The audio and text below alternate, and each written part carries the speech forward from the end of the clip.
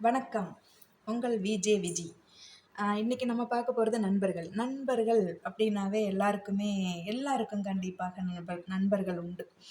அ நண்பர்கள் மாரி நம்ம என்னதான் உறவினர்கள் 1000 பேர் இருந்தாலும், ஒரு ஃபங்ஷன் இந்த மாரிலாம் வைக்கும்போது, நண்பர்கள் நம்மளோட நண்பர்கள் நம்ம ஃப்ரெண்டு மட்டும் தான் நம்ம செய்ய வேண்டிய வேலைய அந்த இடத்துல நின்னு, "உனக்கு என்ன தேவை? உனக்கு இது நான் செய்றேன் விடு."